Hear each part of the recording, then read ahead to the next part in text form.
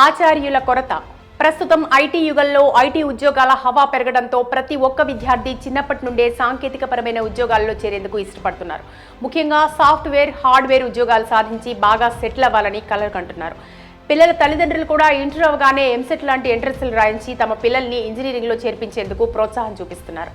ఆ విధంగా 4 సంవత్సరాల పాటు వివిధ కోర్సుల కోసం ఇంజనీరింగ్ కళాశాలలో జాయిన్ అవుతున్నారు. ఈ క్రమంలో ప్రస్తుతం రాష్ట్రంలో ఎక్కువ శాతం ఇంజనీరింగ్ కళాశాలలను జేఎన్టీయూ యూనివర్సిటీ చూసుకుంటుంది. దీని కింద అనుబంధ కళాశాలలు 100లో ఉన్నాయి. ఈ నేపథ్యంలో విద్యార్థులు బాగా చదువుకోవాలని కళాశాలలకు వస్తుంటే చాలా వరకు కళాశాలల్లో నాణ్యమైన విద్యను బోధించడానికి సరైన సంఖ్యలో ఆచార్యులు, సహాయ ఆచార్యులు లేకపోవడంతో జేఎన్టీయూ హైదరాబాద్ క్యాంపస్తో పాటు రాష్ట్రంలోని ప్రైవేట్ ఇంజనీరింగ్ కళాశాలల్లో చదువుకుంటున్న ప్రథమ సంవత్సరం విద్యార్థులు వేల సంఖ్యలో ఫెయిల్ అవుతున్నారు. రాష్ట్ర వ్యాప్తంగా ఈ ఏడాది జనవరి ఇంజనీరింగ్ తొలి సెమిస్టర్ రాసిన వారు 17,063 మంది విద్యార్థులలో 7,380 మంది విద్యార్థులు మాత్రమే అన్ని సబ్జెక్టులు పాస్ అయ్యారు. 57% మంది ఫెయిల్ అయ్యారు. ప్రైవేట్ ఇంజనీరింగ్ కళాశాలల్లో 3-4 ఏళ్ల నుంచి బోధనా సిబ్బంది తగ్గిపోవడం, ఇంజనీరింగ్ సీట్లను పెంచిన యాజమాన్యాలు వాటికి అనుగుణంగా ఆచార్యులను నియమించకపోవడంతో ఈ పరిణామం చోటు చేసుకుంది.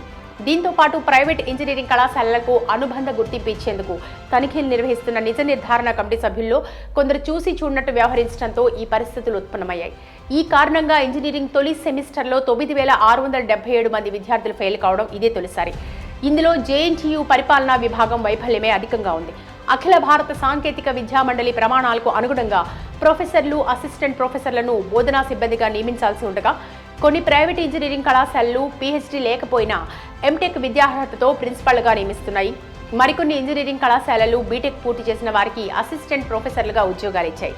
ఇంకొన్ని యాజమాన్యాలైతే కేవలం నిబంధనలు పాటించేందుకు ప్రొఫెసర్లను నియమించుకుని వారితో బయోమెట్రిక్ హాజరు వేయించి మమా అనిపిస్తున్నాయి. జేఎన్టీయూ క్యాంపస్లోనూ తొలి సెమిస్టర్ పరీక్షలు 1,125 మంది విద్యార్థులు రాస్తే 678 మంది మాత్రమే పాస్ అయ్యారంటే అర్థం చేసుకోవచ్చు ఎంత దారుణంగా జేఎన్టీయూ పరిస్థితి ఉందో చెప్పడానికి.